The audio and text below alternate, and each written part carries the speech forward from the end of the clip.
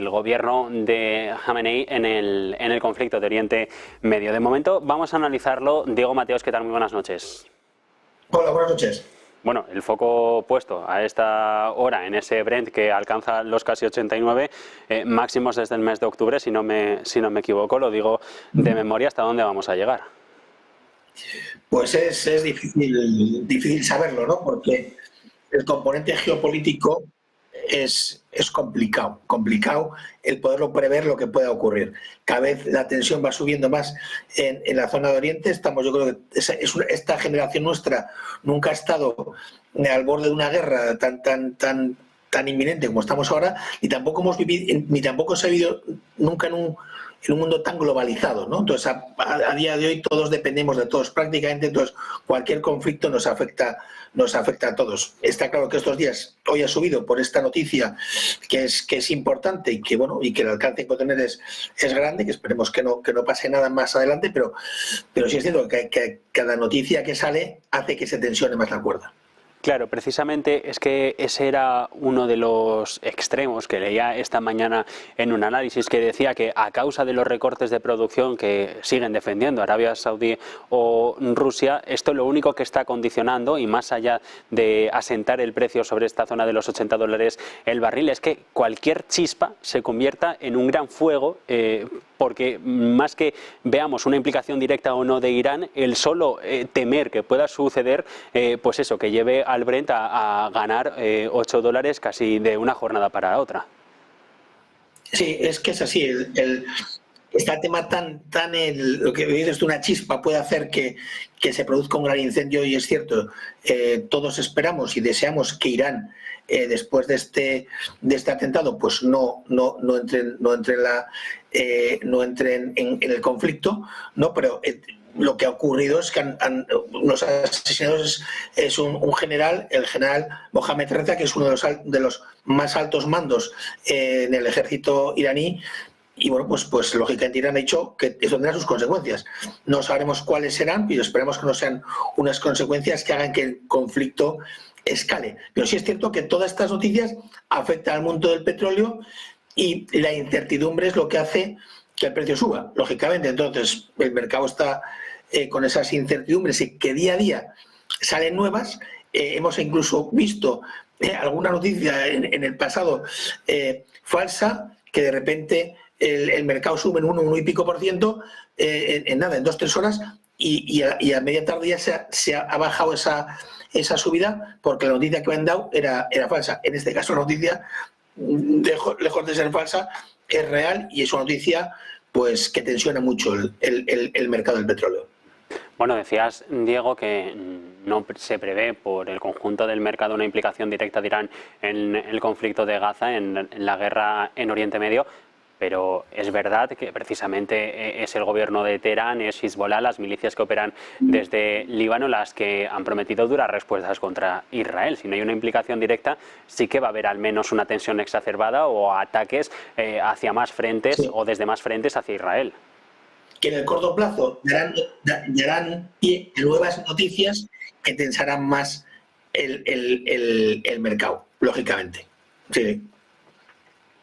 Lo decía al principio, estamos en una jornada previa a la reunión de la OPEP que va a tener lugar mañana, esa organización con sede en Viena. Veremos si se actualizan los fundamentos del mercado del petróleo, las nuevas políticas, si se quiere poner alguna, porque no hay previsión de cambios por parte de Riad o socios como Moscú o socios como Rusia. Hasta ahora la política de la OPEP está funcionando.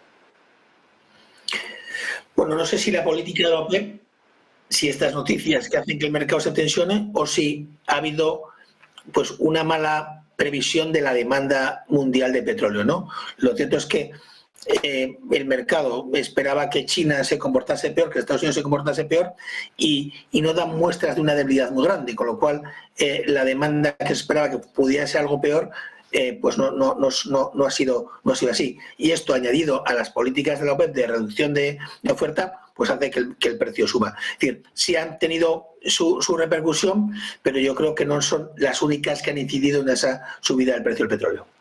Bueno, los inventarios en el último mes han perdido 32 millones de barriles.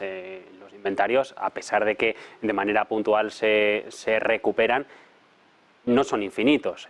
Quiero decir, si la demanda sigue creciendo, si la oferta continúa restringida como la tenemos actualmente, ¿hasta qué punto vamos a poder aguantar estos precios de la gasolina que han remitido de esos 2 euros el litro que vimos hace meses aquí en Europa o sobre todo en Estados Unidos, que es el que se enfrenta más a corto plazo a unas elecciones?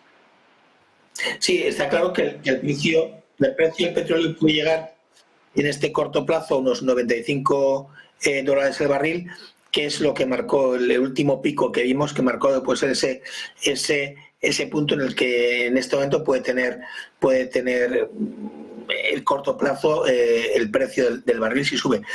Una vez que sobrepasemos ese precio, puede pasar de los 100 tranquilamente, ¿no? Pero sí es cierto que si la demanda no cae, con esas reducciones que ha habido de oferta, pues el mercado se seguirá tensionando y seguirá subiendo el precio del petróleo, lógicamente. Bueno, un informe que leía esta tarde de Wood Mackenzie decía que casi la mitad de las refinerías más amenazadas actualmente están en territorio europeo, que la mayoría son instalaciones de craqueo catalítico. Esto no sé hasta qué punto nos puede condicionar, creo, y si no he hecho los cálculos mal, serían poco menos de 4 millones de barriles diarios de capacidad de Mundial de Refino los que podrían estar en riesgo de cierre. Sí, pero es lógico porque las políticas europeas y casi mundiales ahora de transición energética en el que queremos que el que contamina paga, pues hacen que estas refinerías tengan que acometer grandes inversiones o tengan que pagar por esos derechos de emisión, por esa contaminación, lo cual hace que pierdan competitividad. Y si pierden competitividad, pues acabarán cerrando, lógicamente. La desconexión de Rusia nos ha llevado a mirar hacia Estados Unidos, pero esta dependencia energética que tenemos ahora mismo, ¿es saludable para Europa? No. Depender energéticamente nunca es saludable para nadie. Hemos dejado de depender de Rusia y ahora dependemos pues del GNL americano. Lógicamente, no, el depender de un tercer país no tiene ningún sentido. En el caso de España, pues tenemos bastante diversificadas nuestras fuentes de nuestros proveedores de gas, pero seguimos dependiendo del GNL. O sea, el acabar con el GNL va a ser prácticamente imposible. Acabar con el petróleo va a ser prácticamente imposible.